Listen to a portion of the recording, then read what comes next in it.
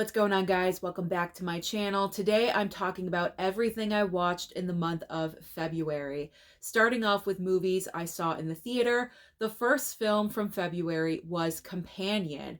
I was really excited to see Companion because I had seen the trailer a couple of times, and what I loved about the trailer was that it did not reveal too much. You definitely knew that this was a horror film with some romance thrown in, kind of weird romance, but it didn't reveal too much. So that was the major appeal for me personally with the movie. Also, because I knew that the creators of Companion were the same creators that worked on Barbarian, and I absolutely loved Barbarian. So I was really excited to see what they were going to bring to the table with the new film Companion. And so as I'm watching the movie, there are 2 or 3 big reveals in the film, but I'm not going to say what they are just in case you haven't seen the movie yet.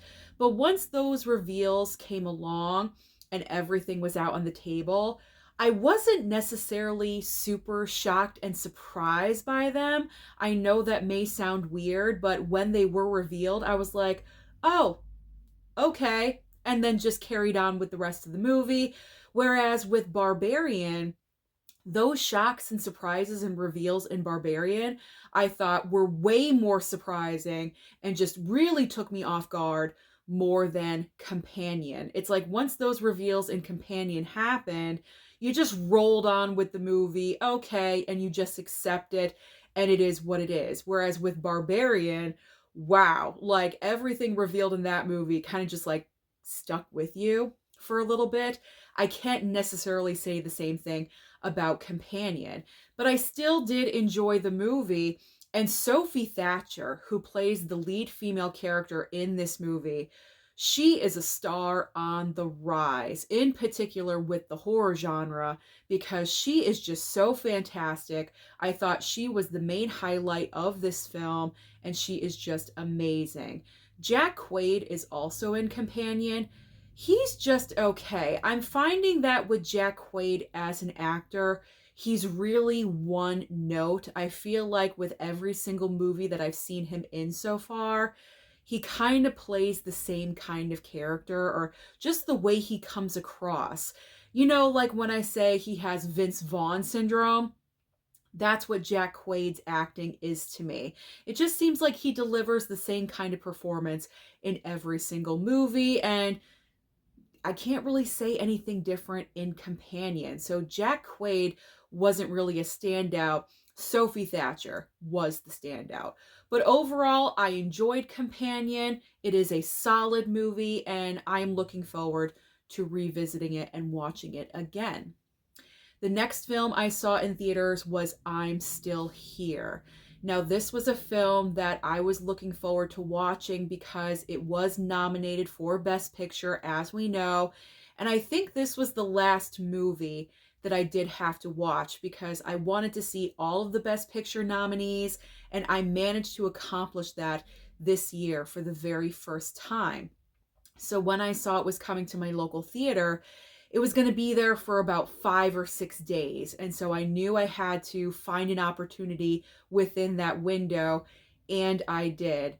This movie is so incredible, pretty much because this is based on true events. I mean, if this was not a true story, it would be absolutely unbelievable. But the entire film was just enhanced by the fact that this was based on a true family's real life story. Fernanda Torres in this film is just so unbelievable. Her range of emotions without even having to speak. She can just sit there and her eyes are telling the story. She is such an amazing actress. It's really unfortunate that she lost out at the Oscars. I know I was in the Demi camp, but I also said if Fernanda Torres surprised and took the Oscar, I would be fine because she would totally deserve that award. This performance in I'm Still Here is absolutely amazing. It's an incredible film. If you have the chance to see this movie, if it's playing, if it's still playing at your local theater, please take advantage and go and see it. Hopefully it's going to be on streaming soon. I'm not really sure what streaming service it would go to. But I talked about this movie with my mom, and she really wants to see it because I just spoke so highly of the movie. So now she's looking forward to seeing it as well. So I'm still here. High recommendation. Go and check it out if you can. Next up, we have Heart Eyes. So it's been a little while since we've had a Valentine's Day slasher movie, and I was really looking forward to checking out Heart Eyes because of that. So, what's the great factor about Heart Eyes, at least in my opinion? The kills. The kills are so good in Heart Eyes. You also have a great killer. He just looks fantastic. The entire outfit and the costume just looks amazing. The opening scene is just so like now. Like if you've seen Heart Eyes, you know exactly what I'm referring to. People that are getting engaged or special events or completely staging the entire thing, and it just kicks everything off. I don't want to go into too much detail just in case you haven't seen the movie, but I really love the entire opening sequence and the gore factor, and it just continues throughout the entire film. What's really great about Heart Eyes is that the tone of the movie shifts back and forth a little bit between a horror film and kind of like a rom-com feel. And you would think that it wouldn't be successful because of that, but the way the film is done, it balances very well going back and forth because you have the killer aspect and then you also have the couple aspect where the killer is after this couple or who he thinks is a couple, even though they're not. You have Mason Gooding's character and then the female character. I do not remember her name. I apologize. But they have a great little dynamic together and they do have those romantic moments, but then it's always ruined because the killer shows up and then they have to go running for their lives. What I really also enjoyed about this movie was Mason Gooding's performance. He is so good. Now, I am not familiar with a ton of Mason Gooding's work, pretty much just Scream 5 and 6. And I have to say, after watching Heart Eyes, he is just so charming in this movie. He kind of gives off this like suave kind of vibe. I don't know. He really knew how to embrace this character and bring a completely different side to him in this movie that we had not seen, or at least I have not seen before. And I do have to say, and I agree with other reviewers that have talked about this movie, when it comes to Heart Eyes compared to Scream 5 and 6, he is so underutilized in the Scream franchise because he is a great like romantic lead type of character. Like he's just so good. So he really impressed me with this movie. I enjoyed Heart Eyes as a whole. It's not it's not a 4-star movie. It's definitely not a 5-star movie. I think I gave it a 3.5.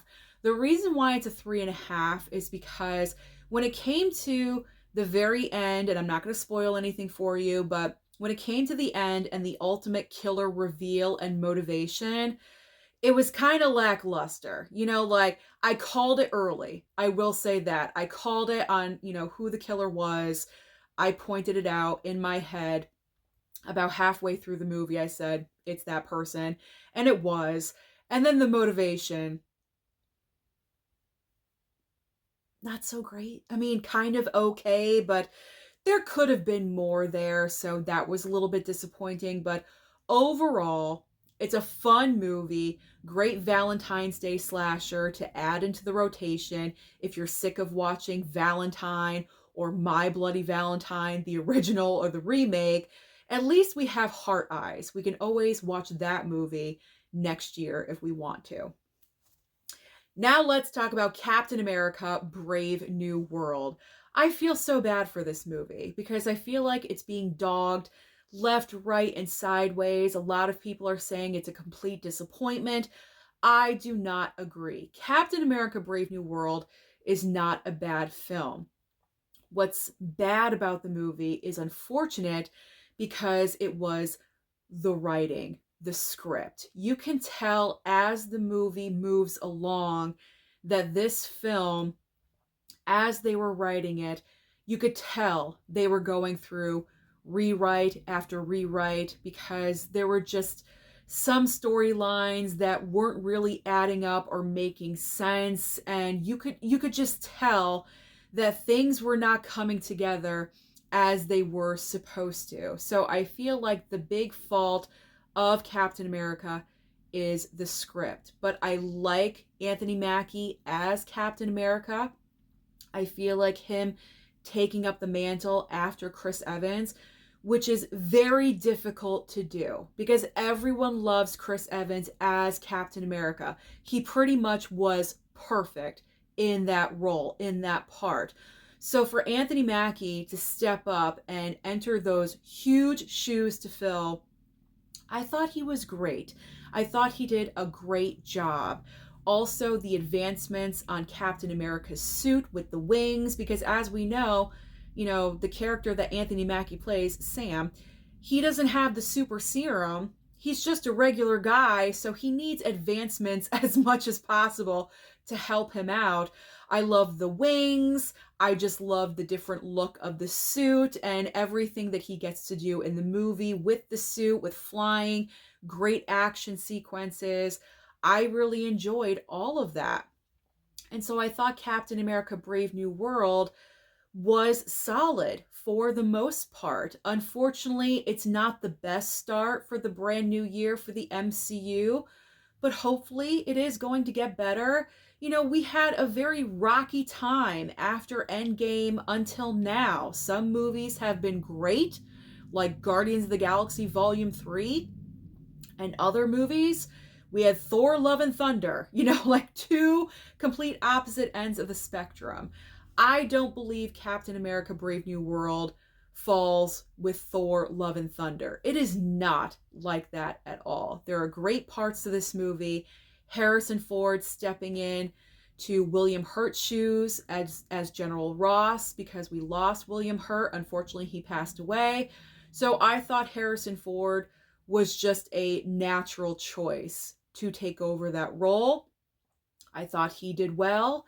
The entire end fight sequence with Red Hulk, I enjoyed that. I mean, there's a lot of aspects of this movie that I did really enjoy. Again, it was the writing. I feel like there were too many rewrites, too many different opinions, too many people butting their noses in, probably the studio yakking their opinions where it just isn't necessary. And I feel like that's the big fault of a lot of superhero movies nowadays, comic book movies. Like the studio just gets overly involved and they want to take over control from the director or the screenwriter. And that is something that needs to stop and be put at bay. But that's a completely different subject. Overall, Captain America Brave New World, I had a great time with it. I gave it a 3.5 star. Solid start to the brand new year for MCU.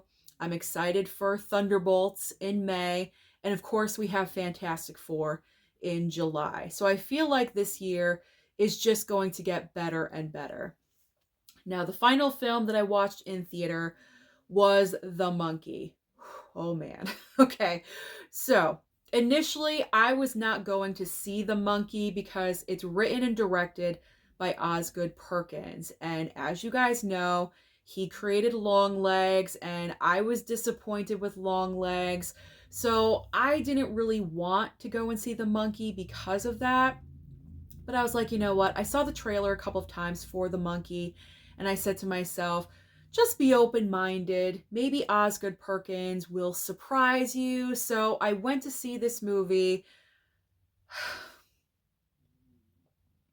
I did not like it. I did not like The Monkey at all. I don't know. The entire tone of the film was the big problem for me. Because on one end, it's a horror film, but then on the other end, this is like a slapstick comedy. I am not talking a regular horror comedy. I am talking a horror slapstick comedy where the kills are just so overly ridiculous. People get hit by something and their entire bodies explode. Like that doesn't happen. Like it was just overly outrageous. Don't get me wrong, I didn't hate the movie entirely. Like when this movie opens, it grabbed my attention. And when the opening scene happened, I thought, well, maybe I'm wrong. Maybe I'm really going to enjoy this movie. But as the film continued, it just got more ridiculous and more ridiculous. And I feel like with my personality, it just did not mix. I feel like Osgood Perkins with his writing, because I don't mind him as a director. I think as a director, Osgood Perkins is extremely solid. He has a vision. He knows what he wants to say. He knows what he wants to execute as a director. But I feel like as a writer, that's where I just do not mesh with him, because I had problems with his writing with long legs. The movie itself was shot beautifully as a director, but the writing is what I had the issue with. Same case with The Monkey. So I feel like Osgood Perkins' films just really are not for me. He's not a director that I am going to run out and see every single brand new film, because now 2 movies in a row that I've seen from him, I'm just not really impressed with. It's not my cup of tea. Some of you out there really enjoyed this movie. You love the comedy aspect. And if you did, that is fantastic. I'm so happy for you. But for me personally, it didn't work. It didn't work for me and with my personality. So I did not really care for The Monkey. I gave it a 1 star on my Letterboxd. I gave it the 1 star, I think, for the kills and the gore factor, because that's what's really awesome throughout the entire film are the kills and the gore, very much Final Destination type kills, and that was fun. At least that was entertaining. But everything else about, I just didn't really enjoy this one, and I know for a fact I will never watch it again. Now let's talk about what I streamed in the month of February. So not too much, actually. I guess I was super busy. I don't know. I was watching more movies at the theater, I guess. So I only streamed 3 items in the month of February, starting off with We Live in Time on Max. Now, this is my kind of romance film, because sometimes people comment asking me, why don't I watch romance movies or rom-coms? This is a type of romance film that I like to watch. I don't gravitate towards your regular standard rom-com, because I feel like movies like that are too like bubbly and, not believable, and, they're just, I don't know. I just don't really go for those. But what happens in We Live in Time is that this story is told out of sequence, which I thought was really creative to do. I mean, not the first time that we've seen something like this, but I might be like one of the first times that I've seen it in a like romance story like this. I don't know, I could be wrong, but the out of sequence storytelling definitely worked for this movie and made it stand out in my mind. And you have the characters played by Florence Pugh and Andrew Garfield, where how they meet. I'm not going to go into detail if you haven't seen it yet, but how they meet and how their romance occurs and how it blossoms over time. And of course, they have to deal with a I don't want to say a tragedy, but a complication. They have to deal with a complication in their relationship. And it's kind of like how they deal with that and how everything plays out. And that's all I want to say, because if I go any further, I will spoil the movie for you. And I know the movie has been out for a while, but, just in case you have not seen it, I really enjoyed this movie. It surprised me how much I enjoyed the film. And the reason why I enjoyed it so much was simply because of the dynamic between Florence Pugh and Andrew Garfield. If these 2 characters were not played by those actors, I don't believe this movie would have worked as well, because they just have something together, and I feel like they have a really great friendship as actors. I'm not really sure if they worked together before. I don't think they have, but their chemistry is unbelievable. And I feel like this script was just so well written. And I just loved how these two characters dealt with the complications that they were dealing with like adults. There wasn't like yelling and screaming. There maybe have been like one part or two where, things were getting a little heated, but pretty much for the entire runtime of the movie, whenever something was going on between them where it was getting tense, they were talking like adults. They weren't fighting and throwing things across the room. And you know what I'm talking about? Like, they were hashing it out like adults should. And that was just so refreshing to see. I know that sounds so weird, but I feel like nowadays it's very easy to just go to, oh, they're screaming and yelling at each other and she throws something and he walks out the door, slams the door. You know what I mean? Like, I don't know. It was like a mature, real relationship, which is just so odd to say. But I feel like we don't see many of these kinds of relationships in movies and TV anymore. So it was nice. It was nice to see that. And I just really enjoyed this film a lot. I recommend it to you guys. If you have not seen We Live in Time, do yourselves a favor and watch it. This film was so underrated from last year, so please check it out. If you want something a little bit different, check it out. You're going to enjoy it. All right, moving on, completely different direction. Over on Netflix, I streamed the final episodes of Cobra Kai season 6. Man, it's been a long ride of Cobra Kai, let me tell you, but I was a major fan of this show the entire way through. I grew up watching the Karate Kid movies. So when Cobra Kai was initially on YouTube Red or something like that, the first couple of seasons, I was really bummed because I wasn't able to watch any of the episodes. But when Netflix bought the show and it started streaming on Netflix, I was just so excited. I binged like every single episode back to back to back. It's one of the easiest shows to binge on the planet. They go by so quickly. But getting to season 6, I do have to say, drawing it out for so many episodes, I think it was 15 episodes for the final season. They were really stretching this thing out. And they were kind of doing the same thing in season 5. And I know different reviewers were commenting on this where they thought it would have been better if the creators of the show just combined seasons 5 and 6 and just really cut out all of the filler episodes that just we really did not need, and just have one final strong season. And I tend to agree with that because I feel like season 6 was just extremely drawn out with these extra episodes that we did not need. And there was a lot of recycled material of, the kids going back to fighting with each other, and, Johnny and Daniel kind of going against each other, I think in season 5. It's like, no, we're beyond that. Stop it. Like, we don't need to be doing and rehashing that material again. Cut out all that filler crap, get to the main point, and let's be done with this show. I will say, in the positive, the final 3 episodes of season 6, in particular, in the third from the last episode of season 6, man, the end of that episode when Johnny comes out with Miguel and Tori to Thunderstruck, I was like, I was cheering. I really was. I was such a nerd on my couch. Like, it was such a moment. It was such a vibe. I totally loved it.